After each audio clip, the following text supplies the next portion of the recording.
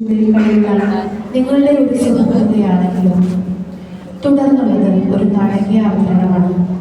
സാങ്കല്പിക കഥാപാത്രങ്ങളായ ജോഷ് എന്ന ഹൈസ്കൂൾ വിദ്യാർത്ഥി തന്റെ ആത്മാർത്ഥ സുഹൃത്ത് സാക്കിന് എഴുതിയ കത്താണിത്.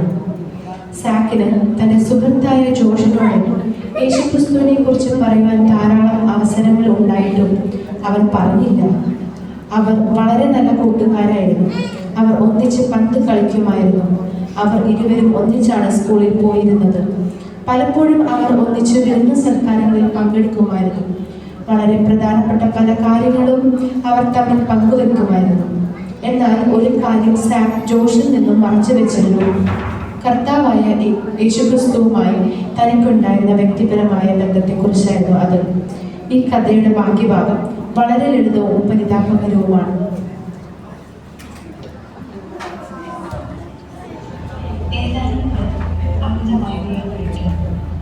തുടർന്ന് വീട്ടിലേക്കുള്ള മടക്കയാത്ര ഒരു ദുഃഖപര്യവസാനമായ യാത്രയായിരുന്നു. ഒടുങ്ങവെ ഒരു വലിയ അപകടം.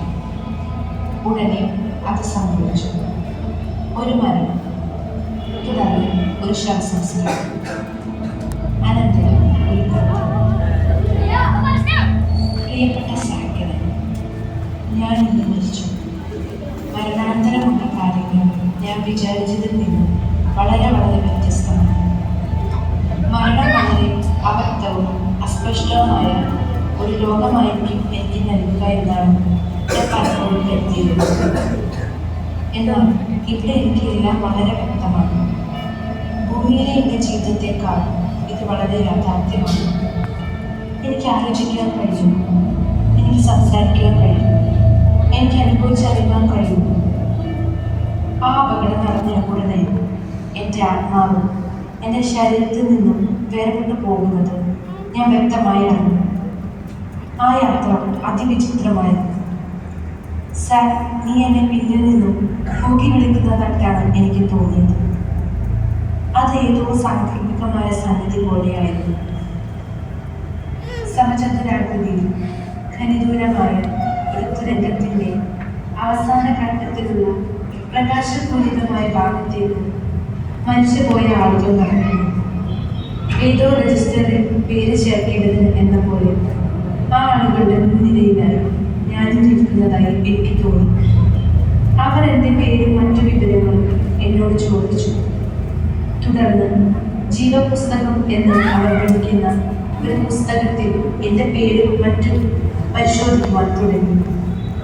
അല്പനേരം കഴിഞ്ഞ് ഒരു വലിയ ദൂതമാണ് എന്നെ ബലാത്കാരമായി പിടിച്ച് ദൂരേക്ക് വലിച്ചടിച്ചു കൊണ്ടുപോയപ്പോൾ എൻ്റെ പേര് അവിടെ ആ പുസ്തകത്തിൽ കണ്ടില്ലെന്ന് ഞാൻ ഊഹിച്ചു. ഞാൻ വലിയ സംരംഭത്തിലായിരുന്നു. എന്താണ് അവിടെ സംഭവിക്കുന്നതെന്ന് എനിക്ക് അറിയില്ലായിരുന്നു. എന്നെ ദൂരേക്ക് വലിച്ചടിച്ചു കൊണ്ടുപോകുന്ന ദൂതനോട് ഞാൻ ഈ സംഗതികളെ കുറിച്ച് ചോദിച്ചു. പക്ഷെ അയാൾ മറുപടി പറഞ്ഞില്ല. ഞാൻ ചോദ്യം ആവർത്തിച്ചു കൊണ്ടിരുന്നു. അപ്പോൾ അയാൾ ജീവന്റെ പുസ്തകത്തിൽ പേരെഴുതപ്പെട്ടിട്ടുള്ള ആളുകൾക്ക് മാത്രമേ സ്വർഗത്തിൽ പ്രവേശനം നൽകൂ, അല്ലാത്തവരെല്ലാവരും നിത്യനരകത്തിൽ എന്നേക്കുമായി ശിക്ഷിക്കപ്പെടുമെന്ന് എന്നോട് പറഞ്ഞു. സത്യത്തിൽ ഞാൻ പേടിച്ചു വിളിച്ചു പോയതാണ്. ആ ദൂതൻ എന്നെ ധാരാളം ആളുകളോട് ഒരു സ്ഥലത്തേക്ക് വലിച്ചെറിഞ്ഞു. അവിടെ ഇരുന്ന് ഞാൻ സുദീർഘമായ ഒരു ആലോചനയിൽ കൂടി. അപ്പോൾ ഞാൻ ആലോചിച്ചത് നിനക്കറിയണോ? ഞാൻ ആലോചിച്ചത് നിന്നെ കുറിച്ചായിരുന്നോടാ. സാക്കെ, നീ ഒരു ക്രിസ്ത്യാനിയാണ്. ആ വിവരം നീ തന്നെ എന്നോട് പറഞ്ഞിട്ടുമുണ്ട്. ഇന്ന് നമ്മൾ തമ്മിൽ ഈ വിഷയത്തെക്കുറിച്ച് 3 പ്രാവശ്യം സംസാരിച്ചതുമാണ്. ഞാൻ ഉദ്ദേശിച്ചത് ഇന്ന് ജോണി ഈ വിഷയം എടുത്തിടുകയുണ്ടായി. അപ്പോൾ നീ അത് ഒരു ചിരിയിൽ ഒതുക്കി നിർത്തി. സാംസൺ വീണ്ടും ഈ വിഷയം കുത്തിപ്പൊക്കിയപ്പോൾ നീ ആ വിഷയം മാറ്റി സംസാരിക്കുകയുണ്ടായി. ആ അപകടം സംഭവിക്കുന്നതിന് തൊട്ടു മുമ്പ് നമ്മുടെ സംഭാഷണ മധ്യേ ഈ വിഷയം കടന്നു വരികയുണ്ടായി. സാക്കെ, ഇപ്പോഴും എൻ്റെ മനസ്സിനെ വല്ലാതെ അലട്ടിക്കൊണ്ടിരിക്കുന്ന ഒരു ചോദ്യമുണ്ട്. ഒരു ക്രിസ്ത്യാനിയായി തീരുന്നത് എങ്ങനെയെന്ന് നീ ഒരിക്കലും എന്നോട് പറയാതിരുന്നത് എന്തുകൊണ്ട്? എടാ, നീ എൻ്റെ നല്ല സുഹൃത്താണെന്ന് നീ പല പ്രാവശ്യം എന്നോട് പറഞ്ഞിട്ടുണ്ട്.